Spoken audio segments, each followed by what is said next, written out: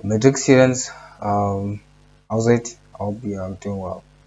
Um, Today let's discuss secondary and tertiary sectors and the economic geography again, um, which is going to be our second last topic, subtopic, and the economic geography. Yes, um, we're going to be looking more on to identify secondary and tertiary sectors to the southern African economy, discuss the contribution of secondary and tertiary sectors of the economy, examine different types of industries, discuss factors influencing industrial development in South Africa, and explore South Africa's industrial reasons. So we're going to be looking closely, contemplating more about what is secondary and tertiary sectors vital um, role in economy of the country. Okay, yes, particularly in South Africa. Um, okay, classification of industries. We have secondary industry as well as tertiary industry. Okay, let's first discuss secondary um, industry. So, the secondary industry are those that take the raw materials produced by the primary sector and process them into manufactured goods and products. So, secondary industries are the industries that process the raw materials. Okay, that process your gold to make a product, that process your iron to make a steel, that process your to make this NNN, that process your maize to make a meal and so on. Okay, examples of secondary industries include heavy manufacturing, light manufacturing, food processing, oil refining, and energy production. Okay, so we're going to discuss about these concepts as we go down. Yes, heavy manufacturing, light manufacturing, food processing, oil refining, energy production as well. So let's go straight to tertiary industry. So the tertiary sector is also called the service sector and involves the selling of services and skills.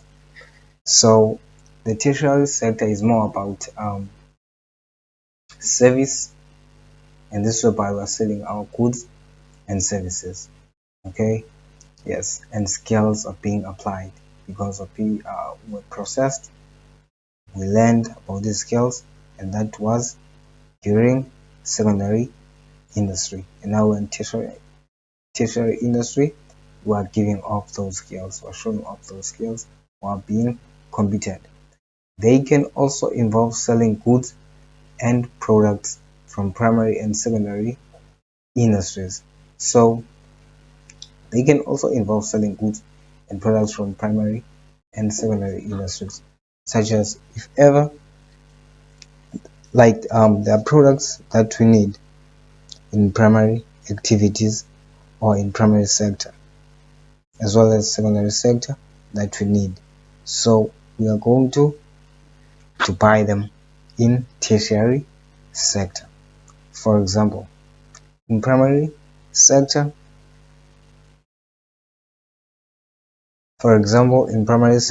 if ever you are practicing maybe let's say agriculture or farming, like you're growing your crops and so on, so you want to plow first, you are required to at least have a tractor.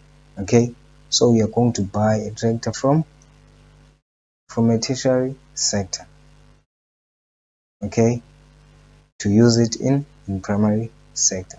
That's how it goes, as well as machinery, yeah, that we use in secondary activities. That's how it goes.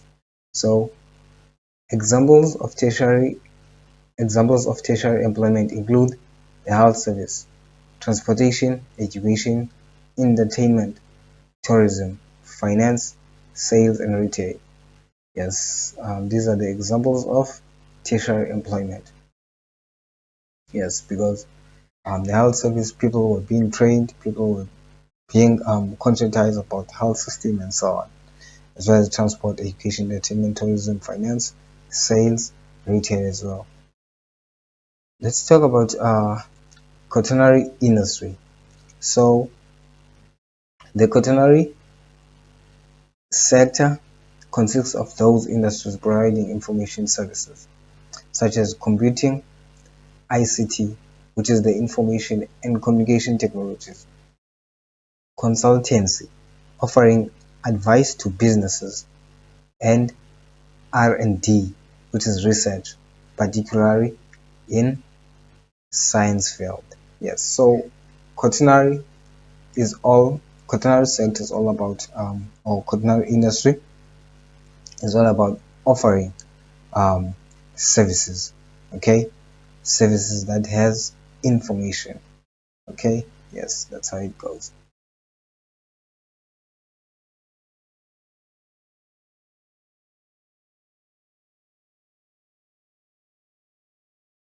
So let's go down to secondary and tertiary sectors to the economy. Okay, so different countries have different employment structures. The employment structure of a given country can tell you quite a lot about its economy. In richer countries, for example, there will be usually more people working in tertiary sector than in primary and secondary sector.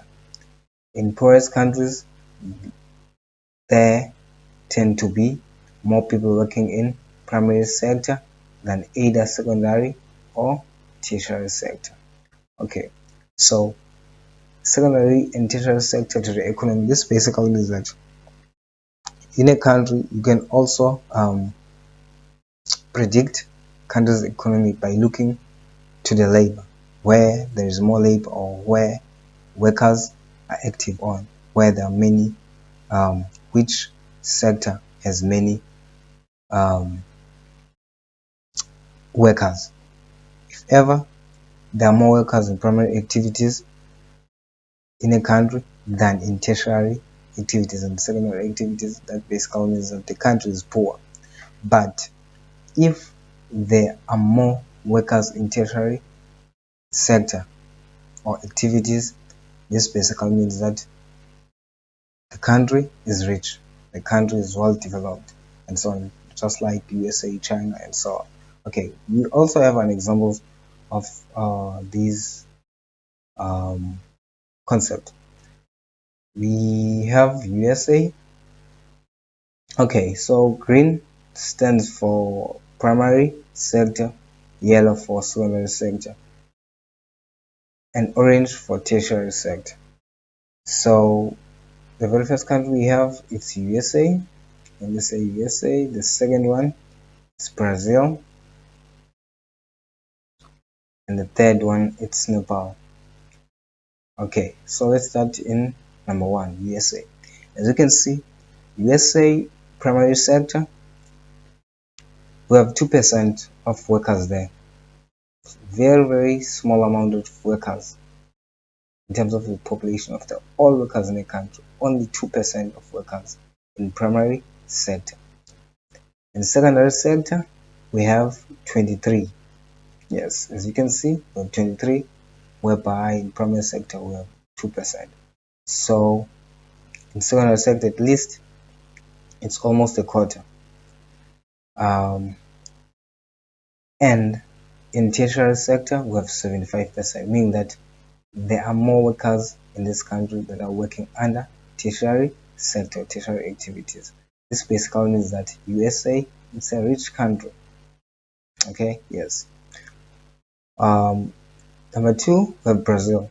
So Brazil, we have 23% of workers under primary sector. As you can see, 23%, 24% in secondary, sector and 53% under tertiary sector. Okay, so this basically means that at least Brazil is halfway there. Okay, yes, it is a rich country, but it is not a rich country. By the way, I can say it's a developed country. It's a trying country. Okay, yes. Then um, Nepal, number three, we have Nepal. So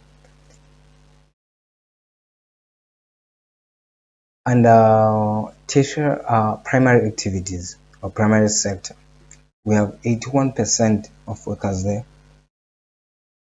Um, more workers are working under primary sector. For secondary sector, we have 3% of workers there, as you can see, 3%. And under tertiary sector, we have 16%. This is very low. Secondary sector, tertiary sector as well has very, very low workers. Okay, so what does this mean? So as you're looking here, that the rich country, which is USA, has more workers in tertiary activities, whereby Nepal has more workers in primary activities. Okay, this basically means that number one, there's lack of um, machinery. Okay, there's lack of machinery.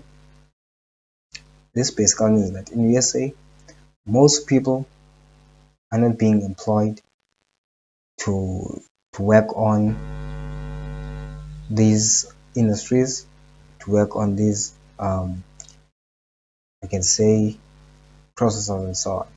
So in Nepal, people are working mostly in agriculture, farming, and other primary activities as well by their own. So lacking machinery for manufacturing their goods and services and so on. So that's how it goes.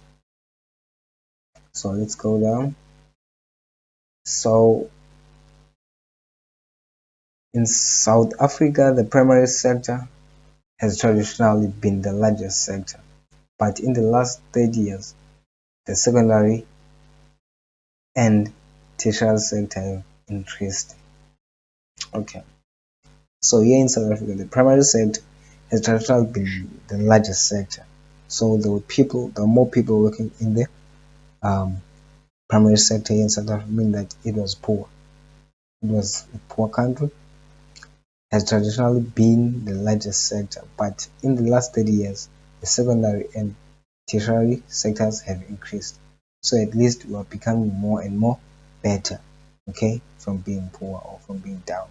We're going up, and so in terms of the economy of the country, that's how it goes.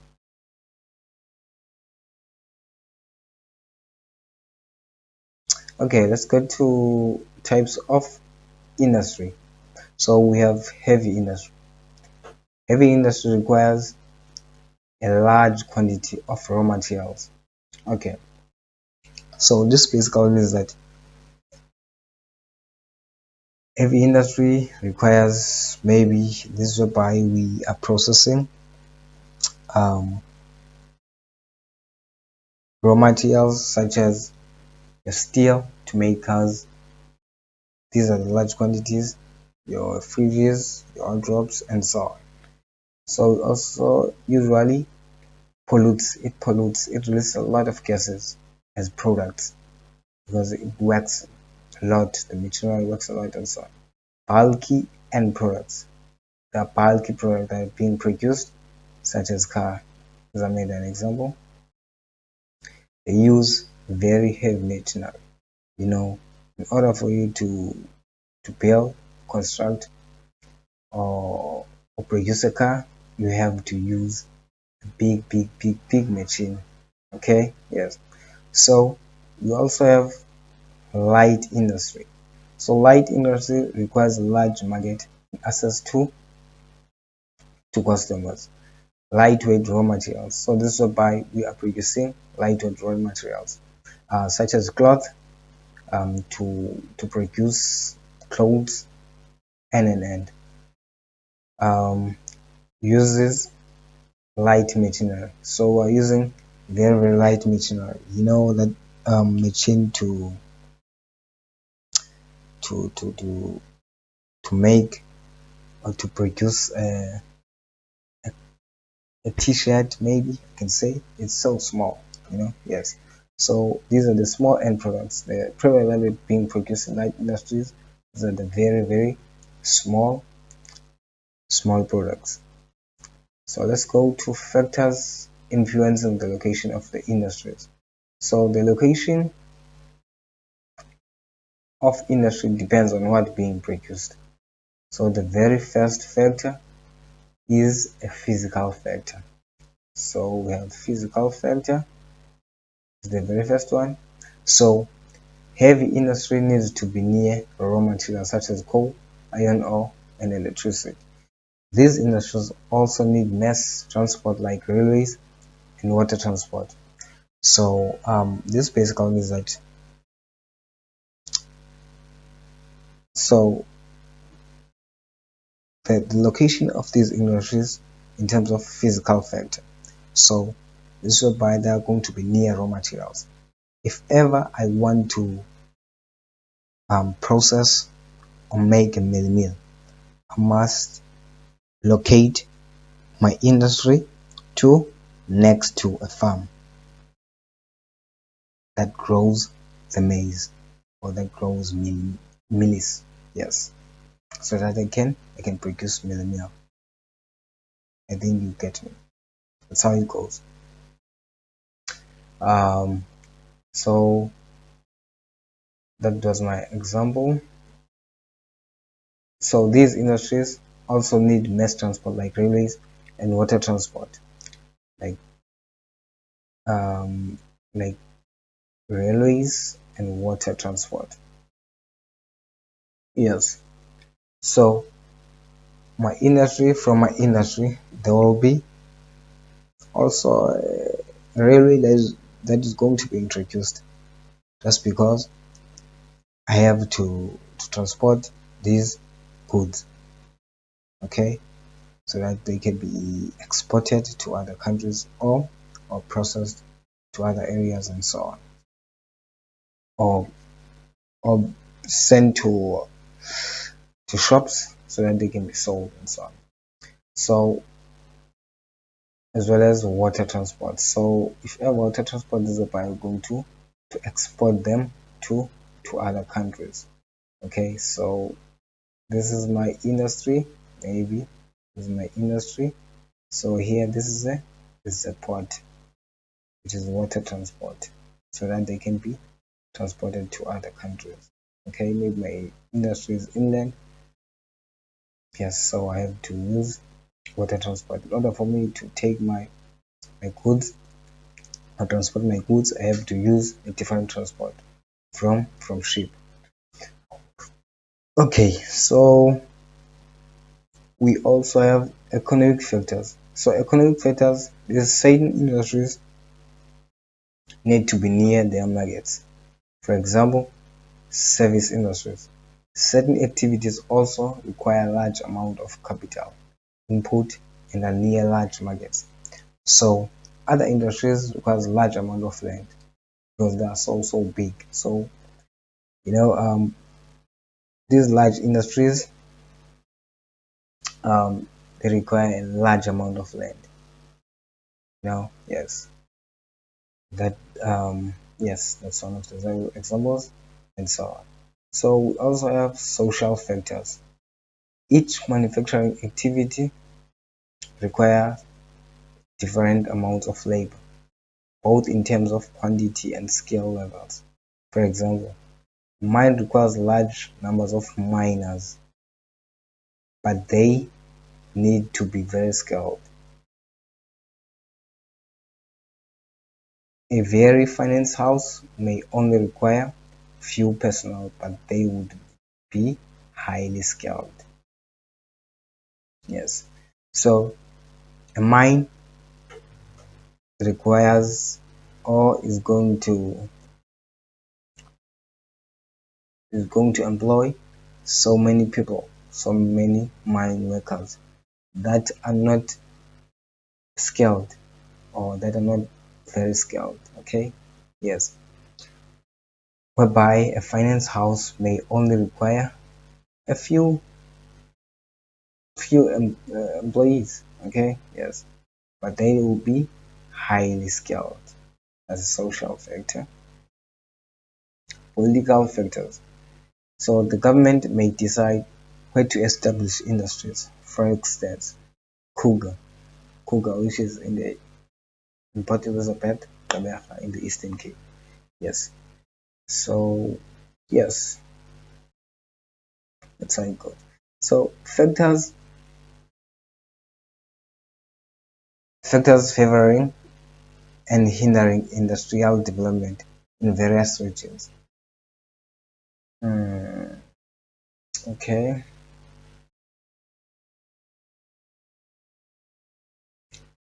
Okay, now let's talk about factors favoring and hindering industrial development in various regions. So, traditionally, South Africa has four manufacturing regions, namely the PWV complex of Gauteng, the Durban-Pinedale region, the South Western Cape region, and the Port Elizabeth Uitenhage region. Okay, so we have these four manufacturing regions here in South Africa. Okay, yes, so let's go down and discuss them in this table. Okay, so we have regions on this side. We have main industries, which is the function or the raw material that is being processed, reasons for development, and the limitations. Okay, so the Pretoria Witwatersrand Vaal complex, which is PWV. So that's the very first one. Um, metal. Okay, what is being processed there? It's metal, iron, and steel, machinery, chemicals, transport, equipment as well. So reasons for development. That place or that area discovery of gold is around the place of discovery of gold.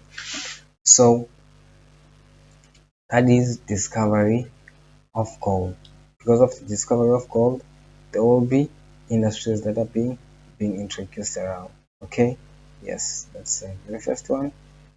The second one, good agricultural land. So there is maybe arable land or good agricultural land to feed livestock and so on. Fast growing population provided market. Availability of various raw materials.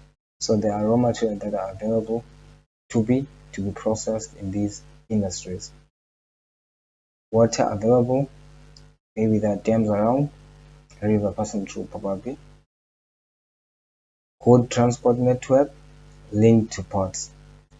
So there is good transport network linked to ports. Meaning, mind you guys, are talking about a region that is in Pretoria. So Pretoria is right next to Johannesburg, not far, like around the same place, on the same province, by the way, which is Gauteng. So you know, and you saw that at least Johannesburg has many road networks linked to ports that are going down to Cape Town, that are going to Durban via the N3, that are going down to Cape Town via N1, that are going to Gqeberha down. Yes, that's how it goes. So huge capital available. So there is availability of land. Limitations. Water will become scarce. Mhm.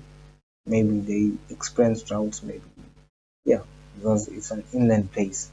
Maybe dams become dry, rivers become dry also, and so on. And so because it's an inland place, Pretoria, and yeah, housing and social necessities no longer adequate far from harbour. That's how it goes. So let's go down to, yeah, So second one, we have Durban, Pinetown, Pietermaritzburg region. Um, okay, let's go up to remind ourselves. So this is the main industry. So the main industry, what is being processed, it's sugar, chemicals, paint, textiles, shipping. Okay, so we use shipping here to transport our goods and services. So the reason for the location, port location, there is high population concentration with skilled and unskilled labor. So around there's availability of people who are skilled in doing this job. So availability of resources as well as imports.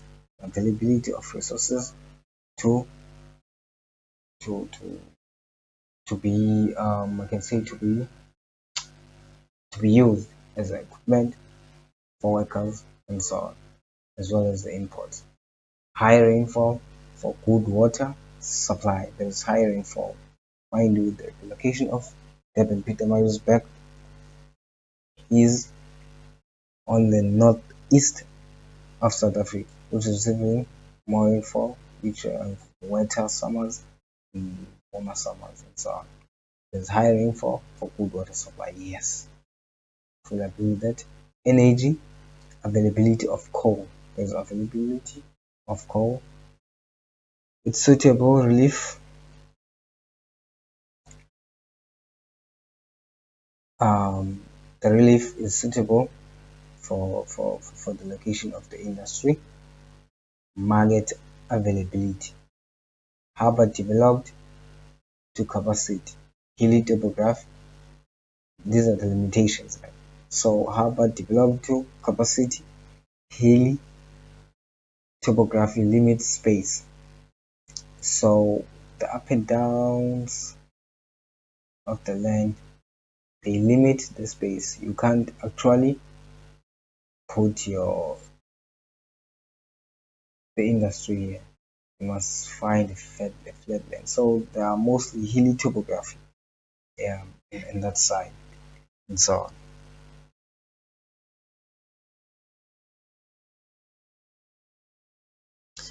So let's go down to second last to three.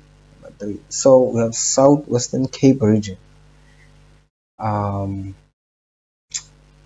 yes. So what is being processed there?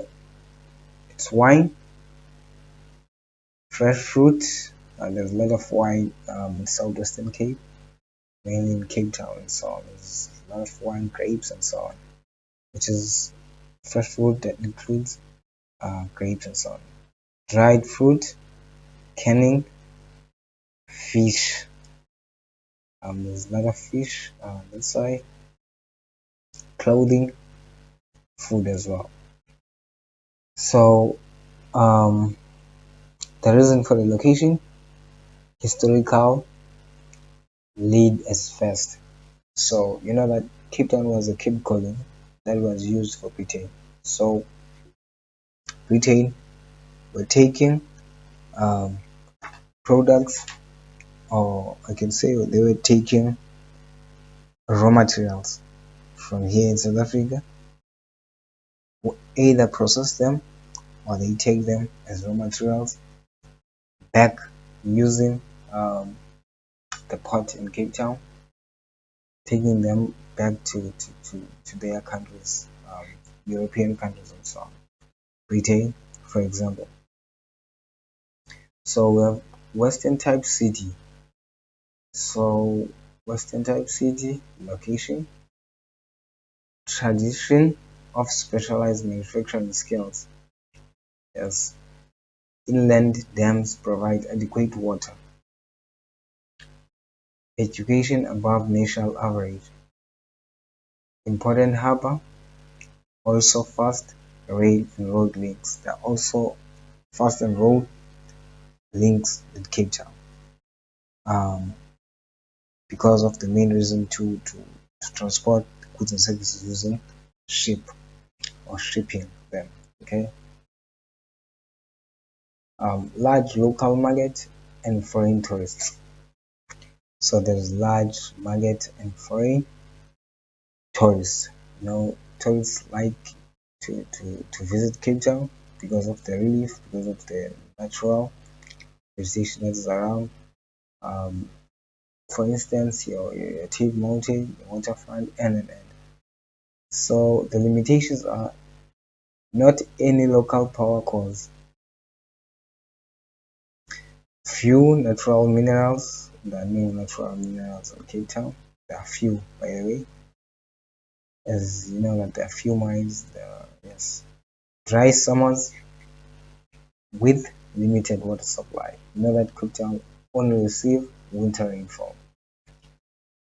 Um, Buying power lower than PWVs complex. So these are the limitations of Southwestern Cape region.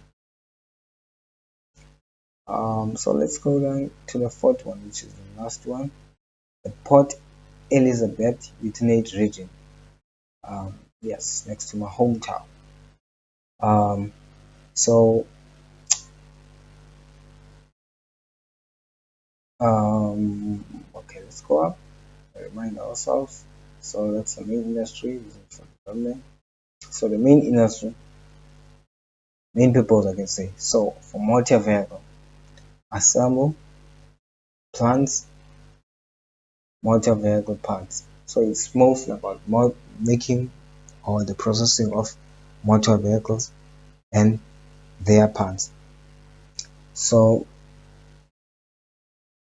the reason for the location, more than adequate water is availability of water is more available. As you know that it's next to a port, which is next to an ocean. Central located modern harbor. Yes, it's located around harbor. Equalized rail tariff. Large labor pool. Cougar project. Cougar project is large new industrial development zone near Port Elizabeth. Um, okay, limitations, far from main consumer areas, labor costs higher than Asia and Eastern Europe for car production, labor unrest and strikes.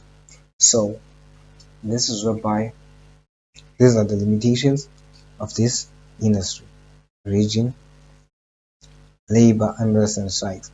So this is whereby workers are likely here to strike. Okay, so if ever workers are striking, there's no work, there's no movement in the industry, meaning that he also hinders the economy of the country as well as the production of the country, the productivity. And that's the end of the lesson. Thank you so much, guys, for your ears. I wish you learned a lot. Please don't forget to subscribe, like, and comment. Please subscribe, guys. Please subscribe. More content is coming. Um, have a great, wonderful day. Um, cheers. See you next time.